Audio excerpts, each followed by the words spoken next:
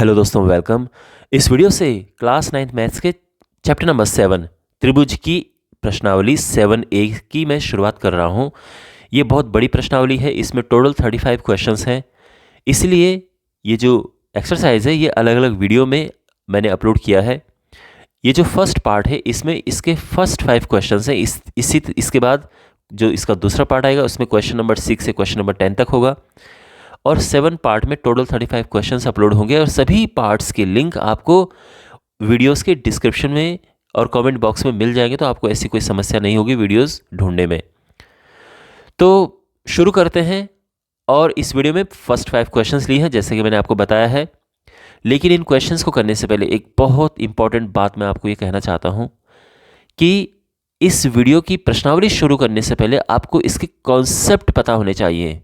अगर आपने ये वीडियो अगर आपने ये जो चैप्टर है ये बिल्कुल भी नहीं पढ़ा है तो ये प्रश्नावली करना व्यर्थ है, कोई लाभ आपको नहीं होगा। आप कमेंट बॉक्स में लिखोगे कि सर कुछ समझ नहीं आया है, तो वो बिल्कुल स्वाभाविक है क्योंकि आपके कॉन्सेप्ट कमज़ोर हैं। तो मैं आपको ये कहूँगा, ये सजेस्ट करूँगा कि मैंने एक ऑलरेडी कॉन्सेप्ट का वीडियो बना रखा है और उसका लिंक आपको इस वीडियो के डिस्क्रिप्शन में भी मैं दे दूँगा।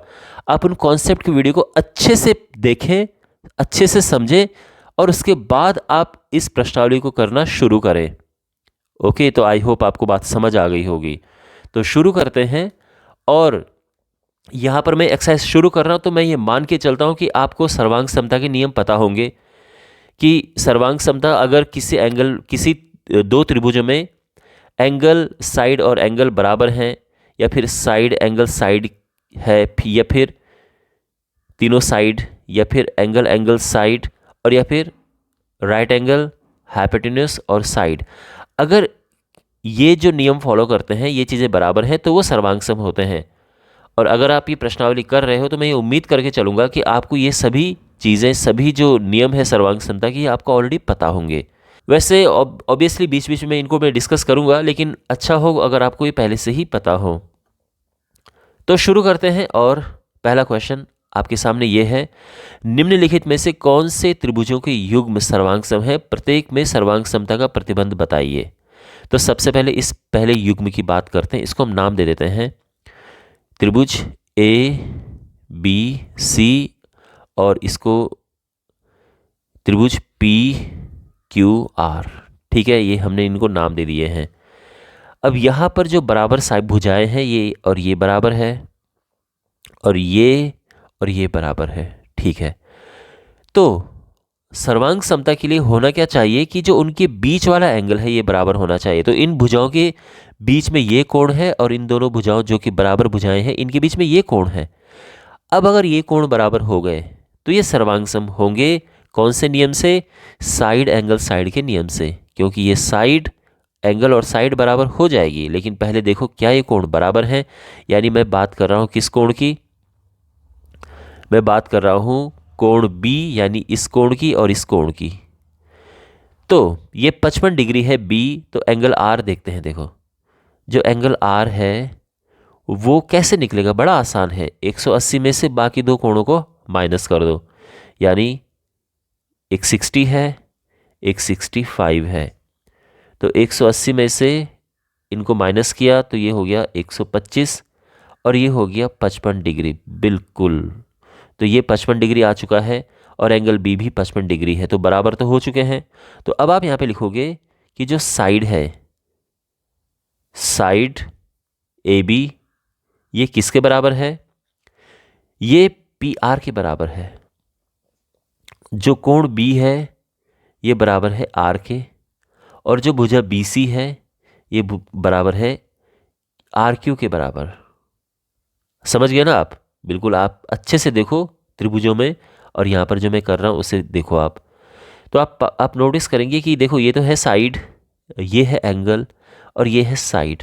तो साइड एंगल साइड यहाँ पे बराबर है, तो आप लिख सकते हैं कि इसीलिए जो ट्राइंगल ABC है ये सर्वांग सम है। सर्वांग समता का ये सिंबल होता है ट्राइंगल PRQ के। तो हम ये कह सकते हैं कि ये त्रिभुज सर्वांग सम है। और नियम क्या लगा इसमें? इसमें जो सर्वांग समता का प्रतिबंध लगा है वो है साइड एंगल साइड नियम से। नियम लिखो या प्रतिबंध लिखो, ठीक है ना, से। तो ये सर्वांग सम है। आई होप आपको ये समझ आ गया होगा। सेकंड पार्ट जो इसका है, इनको भी हम नाम दे देते हैं। ये है ABC और ये है PQR। अब हमने इन्हें ये बताने की क्या ये सर्वांग सम है या नहीं है। देखो, सबसे पहली बात, यहाँ पे ये भुजाएं बराबर हैं, ये कोण भी बराबर है और ये कोण बराबर है। तो बिल्कुल ये तो सीधा साधा हमें मिल गया है। ये है एंगल एंगल साइड, ठीक है ना। यानी अगर मैं बात करूँ तो ये हमारा एंगल हो गया, ये एंगल हो गया और ये साइड होगी। ये एंगल और ये साइड के बराबर है ना। यानी इसका एंगल इसके एक एंगल के बराबर है, उसके बाद इसका दूसरा एंगल इस दूसरे एंगल के बराबर है, इसकी साइड इस साइड के बराबर है। तो एंगल एंगल साइड का नियम लग जाता है इसमें। और देखो, एंगल एंगल साइड का नियम होता है, ठीक है ना। साइड साइड एंगल का नियम नहीं होता है, लेकिन एंगल एंगल साइड का नियम बिल्कुल होता है। तो यहां पर हम लिखेंगे कि एंगल B बराबर है एंगल Q, एंगल A बराबर है एंगल P और भुजा AC बराबर है भुजा PR। तो यहां पर हम लिखेंगे कि जो त्रिभुज ABC है ये सर्वांग सम होगा त्रिभुज PQR के। और कौन सा प्रतिबंध यहां पर लगा है? ये है, यानी जो नियम लगा है वो है एंगल एंगल साइड नियम से,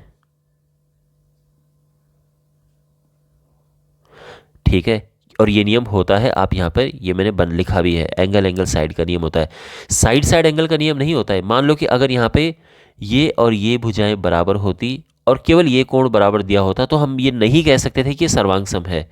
इस बात का ध्यान रखना, ठीक है, क्योंकि फिर ये साइड साइड एंगल हो जाता है। साइड साइड एंगल कोई नियम नहीं होता है, लेकिन एंगल एंगल साइड नियम होता है और इसीलिए ये दोनों सर्वांग सम है। तो आई होप आपको ये समझ आ गया होगा। चलिए अब इसका अगला पार्ट करते हैं। थर्ड पार्ट देखो, यहां पे हमारे पास ये दो त्रिभुज हैं, तो यहां पे इनके कोण तो बराबर हैं, बहुत अच्छी बात है, लेकिन जो सर्वांग समता के नियम हैं उसमें साइड जरूरी है। आप सब में देखोगे साइड लिखी है, तो यहां पे साइड का कोई जिक्र नहीं है, तो हम ये कहेंगे कि ये त्रिभुज सर्वांग सम नहीं है। ये त्रिभुजों का युग्म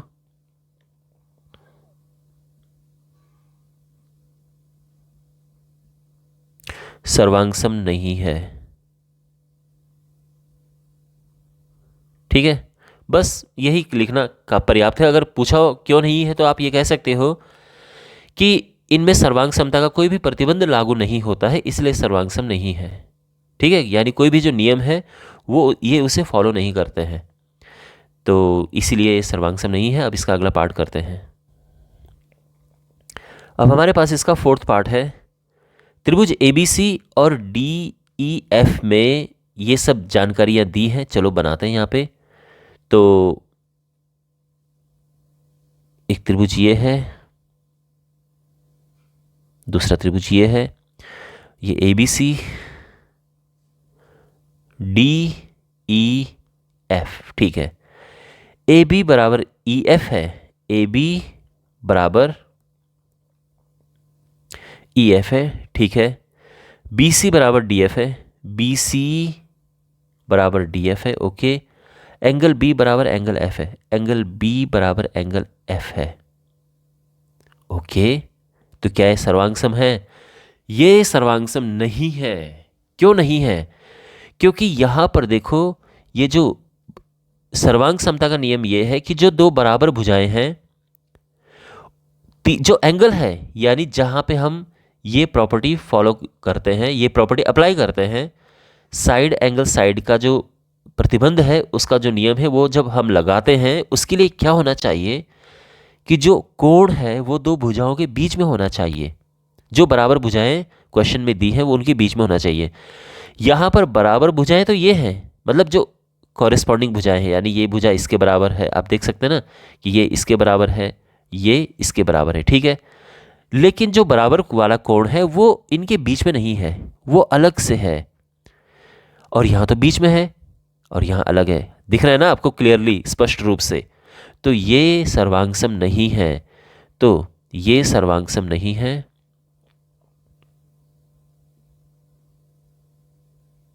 बस आपको यही लिखना है, नहीं है। अगर है तो बताना है कि कौन सा प्रतिबंध लगा है। अब इसमें सर्वांगसम नहीं है, अगर फिर भी एक्सप्लेनेशन पूछें तो आप ये कह सकते हो कि ये साइड एंगल साइड को अच्छे से फॉलो नहीं करते हैं। साइड एंगल साइड के लिए जो बराबर कोण है वो भुजाओं के बीच में होना चाहिए, जो संगत रूप से बराबर भुजाएं हैं उनके बीच में कोण होना चाहिए, लेकिन यहाँ पर ऐसा नहीं है। बाकी अगर एग्जाम में क्वेश्चन आएगा तो केवल आपको यही लिखना है कि सर्वांगसम नहीं है। ओके, कारण पूछा हो तब मैं आपको कह रहा हूँ कि आप ये बता सकते हो। चलिए अगला पार्ट करते हैं। अब यहाँ पर फिफ्थ पार्ट है, तो त्रिभुज ABC और PQR में अगेन ये त्रिभुज ABC और ये PQR,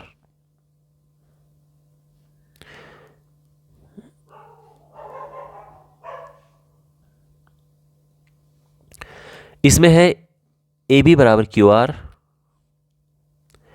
AC बराबर PR, angle B is equal to angle R।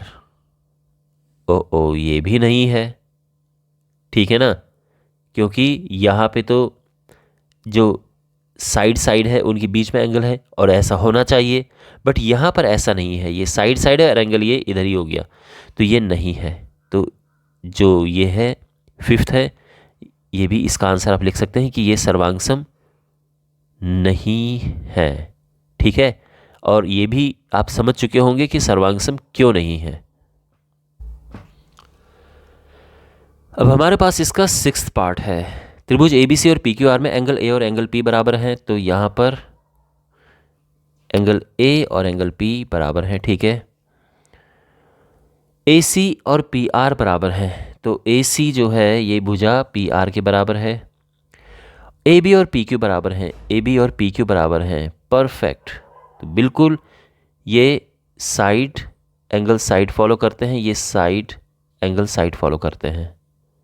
Okay, तो यहाँ पर त्रिभुज ABC सर्वांगसम है त्रिभुज PQR के, और क्यों सर्वांगसम है, तो आप ये कह सकते हो साइड एंगल साइड नियम से कहो या प्रतिबंध से, ठीक है ना। तो आई होप आपको ये समझ आ गया हो। बिल्कुल हमें यही चाहिए होता है, दो भुजाओं के बीच में एंगल हो इस तरह से, तो यहाँ पे साइड एंगल साइड का नियम हम अब लगा सकते हैं। चलिए अब अगला पार्ट करते हैं। इसका जो सेवंथ पार्ट है, त्रिभुज ABC और PQR में, इसमें AB और QR बराबर हैं,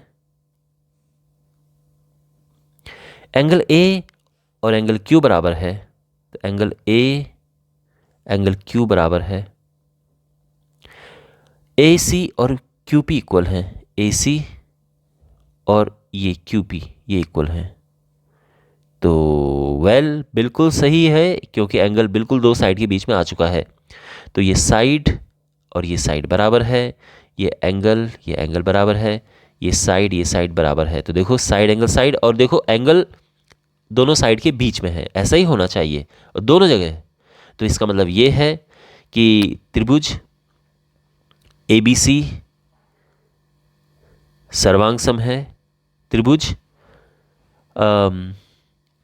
Q, और उसके बाद जो B कोण है ये बराबर है R के और P।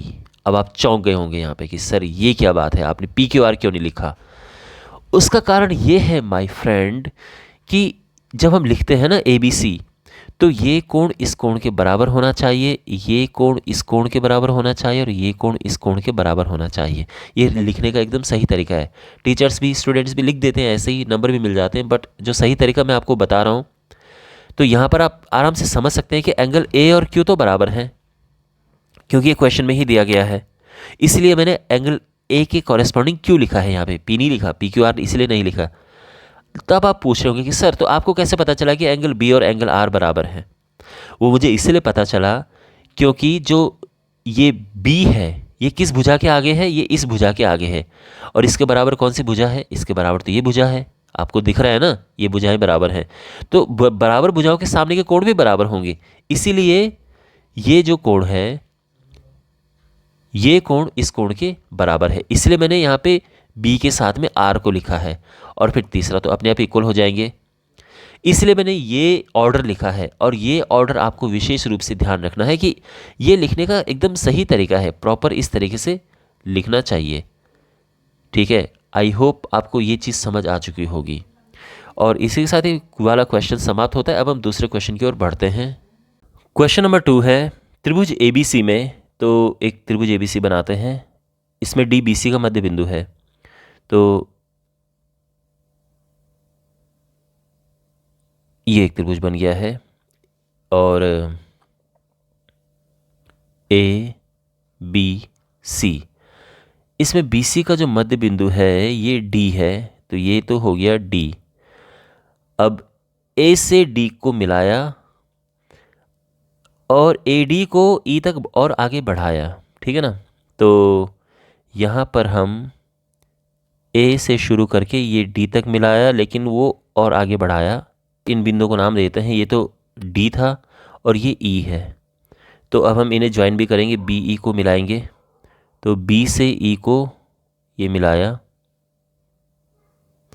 और E से C को ये, ठीक है। तो ये है फिगर है। क्वेश्चन में जो इन्फॉर्मेशन है उसके हिसाब से AD और DE बराबर है, और DBC का मध्य बिंदु है, तो ये बराबर है। इतना तो आपको समझ आ गया होगा। ओके, ठीक है ना भाई। ये और ये बराबर क्यों है, क्योंकि DBC का मध्य बिंदु है। और ये बराबर क्यों है, क्योंकि AD को इस प्रकार से बढ़ाया है कि ये क्वेश्चन में ही दिया है, तो इसमें कोई ऐसी परेशानी वाली बात नहीं है। तो आई होप आपको ये सब अभी तक का जो ये फिगर कैसे बना है वो आपको समझ आ गया होगा। अब हमें ये बताना है कि जो ABD, तो ABD यहाँ पर देखो, तो ABD इसकी बात की गई है, ये त्रिभुज जो है। तो क्या ये त्रिभुज, यानी ये वाला जो त्रिभुज है, ये ECD क्या ये त्रिभुज इस त्रिभुज के सर्वांग है? तो देखते हैं, इन दोनों त्रिभुजों में देखेंगे हम। अब अगर हम इन त्रिभुजों को देखें, तो पहले बात हमेशा ये ध्यान रखना कि क्वेश्चन को दिमाग में सॉल्व कर लेना चाहिए लिखने से पहले। ऐसा नहीं कि लिखते लिखते आ जाएगा बीच में, ऐसा बिल्कुल नहीं है। शुरू से ही आपको पूरा क्वेश्चन का सॉल्यूशन दिमाग में लेके चलना है। तो यहाँ पर आप आराम से समझ सकते हैं कि ये और ये साइड बराबर हैं। अच्छा, इसके बाद ये साइड और ये साइड भी बराबर है। अब इनके बीच के कोण का क्या करें, तो कोण भी तो बराबर हैं। क्यों बराबर हैं? क्योंकि ये हैं शीर्षाभिमुख कोण, वर्टिकली ऑपोजिट एंगल्स। जब भी दो रेखाएं एक दूसरे को इस प्रकार से काटती हैं, तो ये कोण और ये कोण बराबर होते हैं, और ये कोण और ये कोण बराबर होते हैं। तो इसीलिए यहाँ पर ये दोनों कोण बराबर हैं, यानी ये एंगल और एंगल बराबर हो गए। तो हो गया ना, साइड एंगल साइड हो गया, और ये दोनों आराम से सर्वांगसम हो गए, कोई प्रॉब्लम नहीं है। तो अब हम यहाँ पर लिखेंगे, देखो, BD बराबर CD, फिर एंगल ये BDA बराबर है एंगल CAE के, और इसके बाद जो साइड है AD ये बराबर है ED के, है ना। ये बराबर AD और ED बराबर हैं, ये भी बराबर हैं, और ये। तो हम इस नतीजे पर पहुंच सकते हैं कि ट्राइंगल ABD सर्वांगसम है ट्राइंगल ECD के। और कौन सा नियम यहाँ पर लगा है? ये है साइड एंगल साइड नियम से। तो आई होप ये आपको समझ आ गया होगा। अब इसका, ये तो फर्स्ट पार्ट था ना, अब सेकंड पार्ट है AB बराबर EC। तो क्या AB और EC बराबर होंगे? क्या ये और ये बराबर होंगे? बिल्कुल बराबर होंगे। तो चूंकि त्रिभुज ABD सर्वांग सम है त्रिभुज ECD के, इसीलिए AB जो है वो बराबर हो जाएगा EC के। आप ये कहोगे कि सर बिल्कुल ऐसे सीधे लिख देना है, कुछ होगा नहीं। नहीं, बिल्कुल आपको कोई चिंता की आवश्यकता नहीं है। जब दो त्रिभुज सर्वांग सम प्रूव हो जाते हैं तो उनके कॉरेस्पॉन्डिंग पार्ट्स भी इक्वल होते हैं। बस आपको यहाँ पर लिखना है CPCT से, बस हो गया।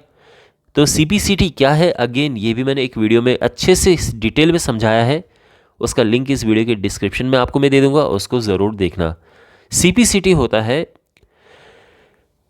Corresponding parts of congruent triangles, यानी अगर दो ट्राइंगल्स सर्वांग सम हो चुके हैं तो उनके सभी संगत भाग बराबर होंगे। इसी वजह से ये और ये बराबर है। ठीक है, अच्छा अब तीसरे पार्ट पे आते हैं। AB और EC क्या ये समांतर हैं? तो देखो यहाँ पर ये कोण और ये कोण, क्या ये कोण बराबर हैं? बोलो। यानी एंगल ABD बराबर है एंगल DCE के। क्या ये कोण बराबर हैं? बिल्कुल हैं। क्यों बराबर हैं?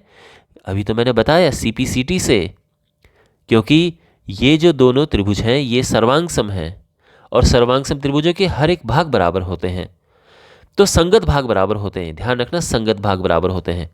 तो ये कोण इस कोण के बराबर होगा, ये संगत है। ठीक है ना?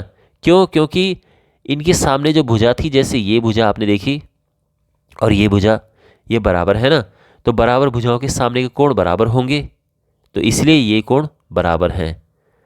अब आप ये सोच रहे होंगे कि सर इससे क्या फ़ायदा हुआ? तो इससे क्या है कि हम ये कह सकते हैं कि जो भुजा AB है ये समांतर है भुजा CE के। ये दोनों भुजाएं समांतर हो गई हैं। कैसे समांतर हैं? क्योंकि दो हमारे पास जब ये भुजाएं इस प्रकार से होती हैं और एक तिर्यक रेखा उन्हें काटती है, तो ये कोण अगर बराबर है तो ये समांतर होती हैं। समांतर रेखाओं के एकांतर अंतःकोण बराबर होते हैं। तो हम यहाँ पे लिख देते हैं चूंकि एकांतर अंतःकोण बराबर हैं,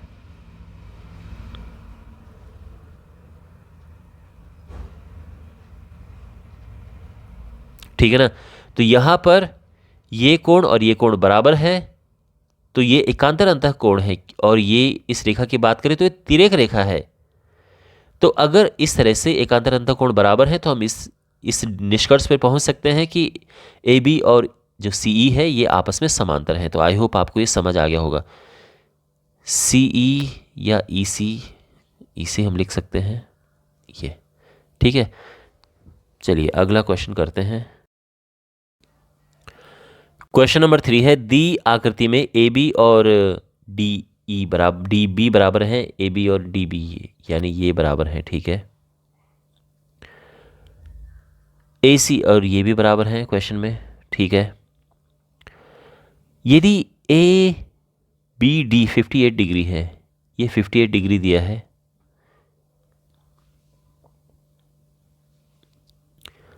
और DBC ये है 2x-4 डिग्री दिया है। ACB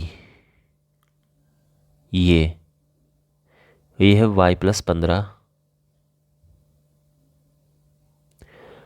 और DCB ये है 63 डिग्री।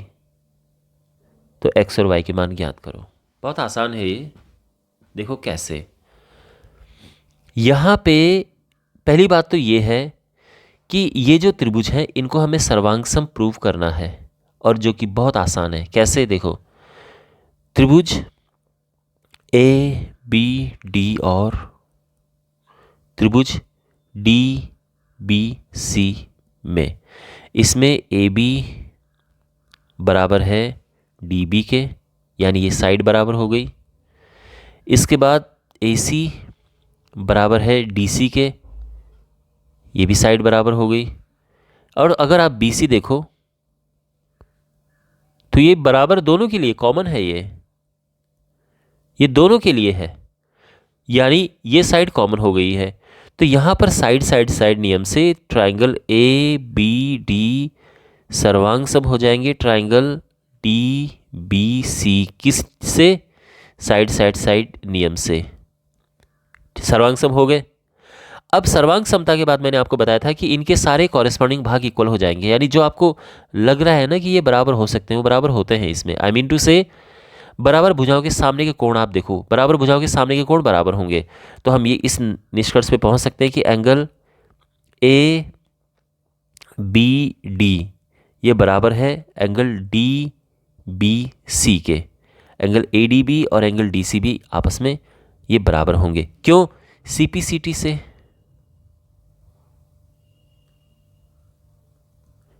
अच्छा, तो ये है कितना? एंगल ए डी बी ये है 58 डिग्री और ये है 2x माइनस 4। तो इसको इधर लेके चलते हैं, तो ये 2x इज इक्वल टू आ जाएगा 62 और x आ जाएगा 31 डिग्री। तो x आ चुका है।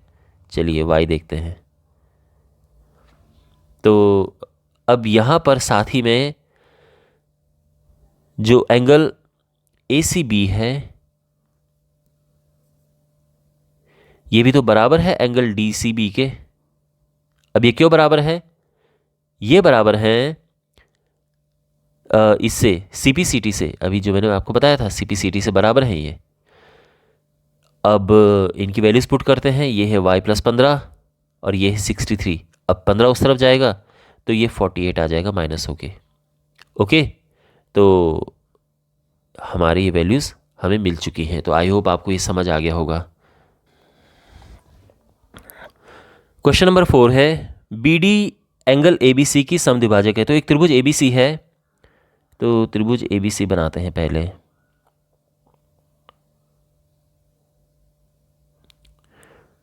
और ये A है, ये B है और ये C है। तो जो BD है वो एंगल ABC की, ध्यान रखना एंगल की समद्विभाजक है, ठीक है ना, यानी इस एंगल को बराबर भागों में बांटती है। तो ये हम, और ये है D। तो BD एंगल ABC की समद्विभाजक है, तो इसका मतलब ये और ये आपस में बराबर हैं, ठीक है ना, ध्यान रखना ये बराबर, ये कोण बराबर हो गए दोनों। अब BD पर स्थित एक बिंदु P है, तो इस पर स्थित एक बिंदु है, ये बिंदु P है। इससे लंब डाला जाता है एक तो AB पर, चलो ये लंब डाल दिया है, और BC पर।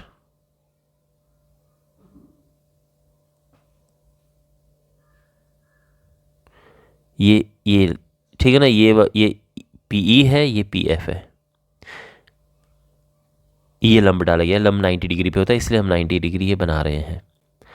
अब हमें प्रूफ करना है कि जो BEP ट्रायंगल है, यानी ये वाला ट्रायंगल, एंड BFP यानी ये वाला ट्रायंगल है, आपस में सर्वांग सम है। क्या है सर्वांग सम है? ये प्रूफ करना है। तो चलो करते हैं।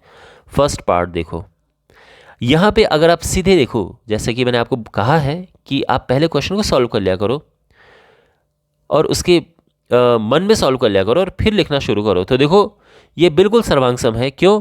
क्योंकि ये अगर हम बात करें, ये एंगल और ये एंगल बराबर है, ये एंगल और ये एंगल बराबर है, और ये साइड बराबर है। तो एंगल एंगल साइड के नियम से ये हो चुके हैं सर्वांग सम। तो इसीलिए अब हम इनको लिखना शुरू करते हैं। तो देखो यहाँ पे सबसे पहले लिखेंगे एंगल PEB।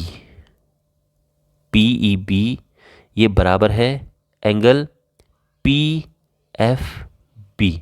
क्यों बराबर हैं ये? क्योंकि ये दोनों ही 90 डिग्री हैं। इसके बाद एंगल EBP, ध्यान से देखो, जो मैं लिख रहा हूँ आपको फिगर में भी देखना है। एंगल FBP ये दोनों बराबर हैं। क्यों बराबर हैं ये दोनों? यानी यहाँ पर इस कोण और इस कोण की बात की जा रही है, तो ये बराबर है क्योंकि जो BD है वो एंगल ABC का समद्विभाजक है।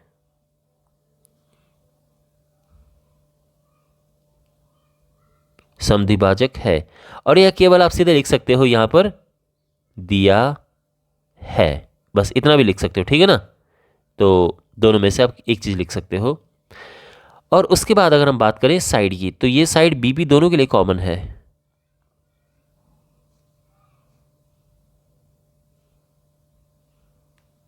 ठीक है, ओके।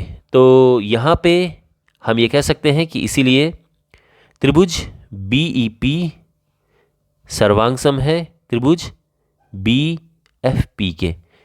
और क्यों, किस नियम से? ये है एंगल साइड नियम से। तो ये एंगल साइड नियम से सर्वांगसम हो चुके हैं। तो ये तो फर्स्ट पार्ट है। जो सेकंड पार्ट है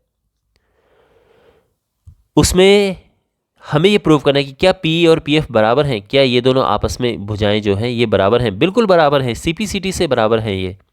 तो हम कह सकते हैं कि चूंकि त्रिभुज बीईपी बराबर सर्वांगसम है त्रिभुज बीएफपी के, इसीलिए जो पीई है ये बराबर है पीएफ के, और इसको हम कहेंगे सीपीसीटी से।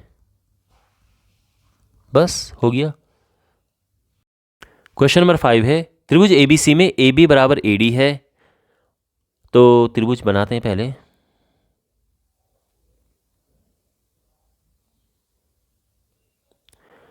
ठीक है, तो ये हो गया ABD।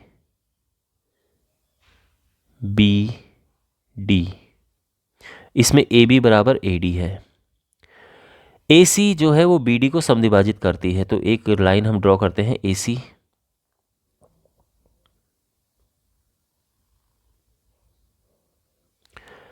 और ये जो AC है ये BD को समद्विभाजित करती है, यानी ये और ये बराबर हैं। तो क्या ये दोनों जो त्रिभुज हैं, यानी ये त्रिभुज और ये त्रिभुज, क्या ये आपस में सर्वांगसम है? बिल्कुल सर्वांगसम है। ये साइड बराबर है, ये साइड बराबर है, और ये साइड कॉमन हो गई है। साइड साइड साइड नियम से सर्वांगसम हो गए। ओके, तो आप लिखेंगे यहाँ पे कि त्रिभुज ABC और ADC में, ओके, यानी जिनको सर्वांगसम प्रूव करना है हम उन्हीं को लिखते हैं कि इन त्रिभुजों में क्या है। सबसे पहले साइड AB बराबर है साइड AD के, दिया है। और BC बराबर है CD के। ये क्यों बराबर है? क्योंकि जो AC है वो BD को समद्विभाजित करती है। AC BD को समद्विभाजित करती है। और साथ में जो AC है वो दोनों के लिए कॉमन है। तो इसीलिए साइड साइड साइड प्रतिबंध से या साइड साइड साइड सर्वांग समता के नियम से त्रिभुज ABC सर्वांगसम है त्रिभुज ADC के। ठीक है ना?